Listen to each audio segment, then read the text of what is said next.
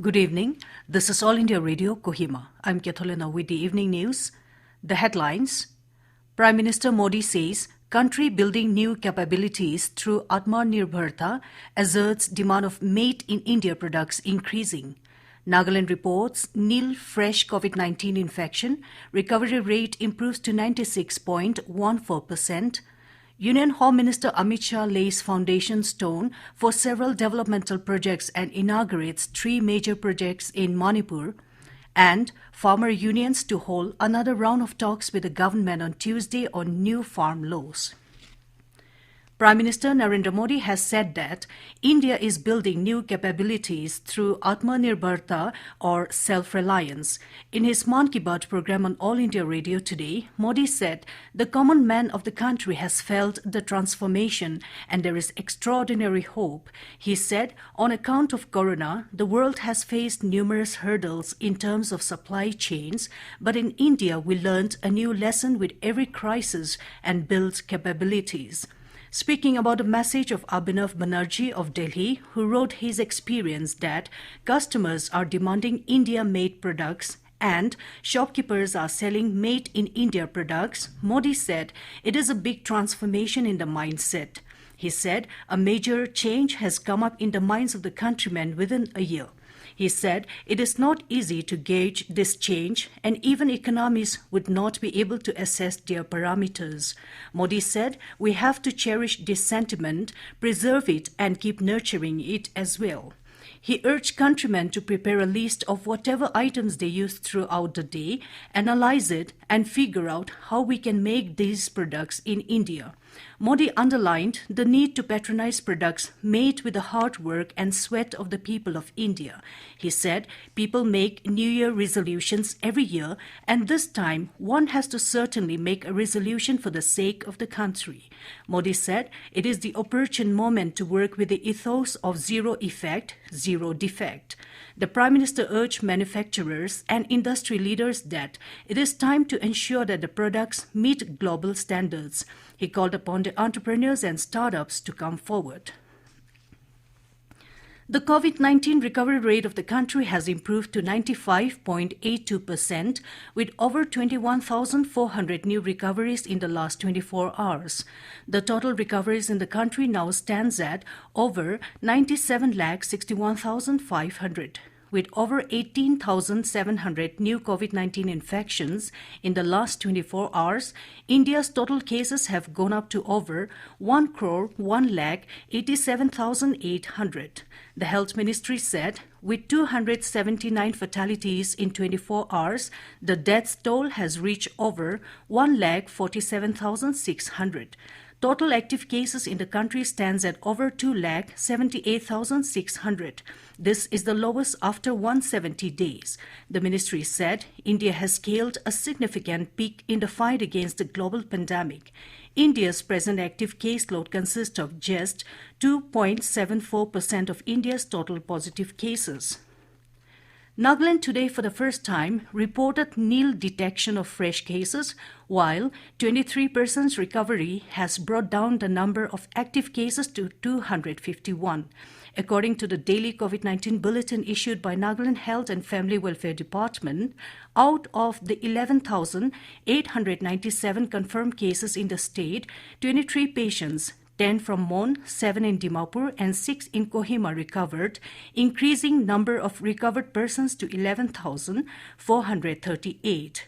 It has improved the recovery rate to 96.14%, which is above the national COVID-19 recovery rate of 95.82%.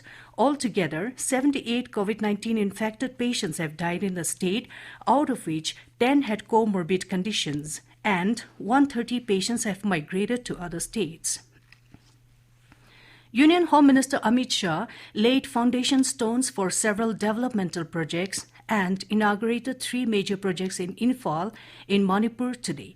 Shah said the projects unveiled today will bring adequate employment opportunities. He also assured that a forensic science college will be set up in the state and requested Chief Minister N. Biren Singh to initiate the process for setting up the college.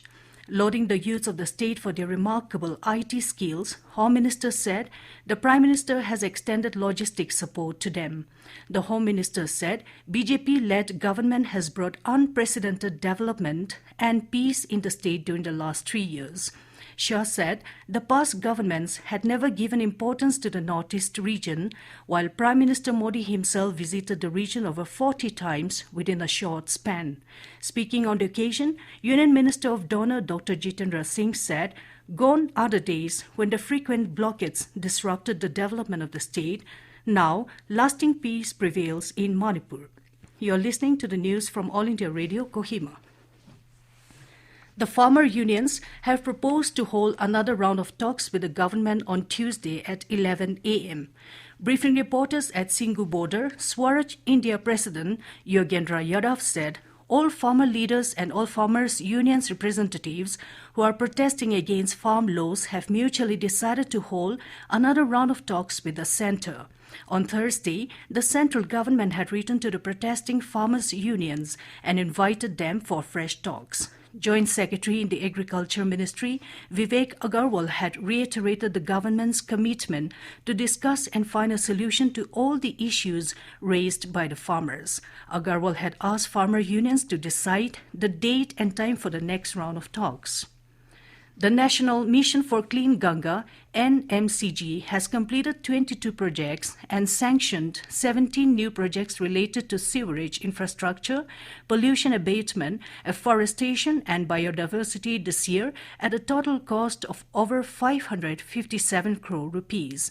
Jal Shakti Ministry said for the first time, Namami Gange has been included under the Prime Minister's Award for Excellence for Public Administration scheme for recognizing the efforts of district-level officials. India ranks third globally after China and USA with 5,334 large dams in operation. Rajya Sabha MP RCP Singh was unanimously elected as the national president of the Janata Dal United. This decision was taken at the party's national executive meeting in Patna today. Outgoing President Nitish Kumar proposed the name of RCP Singh and members of the executive committee supported the proposal. Singh was holding the post of General Secretary of the party. The date of CBSE board examinations for 2021 will be announced on 31st of this month. In a tweet, Education Minister Ramesh Pokhriyal Nishank said he will announce the date for CBSE board exams on the 31st of December. Every year, the Central Board of Secondary Education conducts board exams in the month of February and March and releases the date sheet in November. However, this year, due to the COVID-19 pandemic, the board exams timetable has been delayed. Pokhriyal had recently informed that the CBSE board exams will be conducted after February and in offline mode. And as the nation fights COVID-19 pandemic, let us all remember to stay safe and protected by following these 3 simple steps. Wear a face mask, wash hands frequently with soap and water or use hand sanitizer, and follow social distancing norms. To end the news, the headlines here again. Prime Minister Modi says, country building new capabilities through Atmanirbharta asserts demand of made in India products increasing. Nagaland reports nil fresh COVID-19 infection.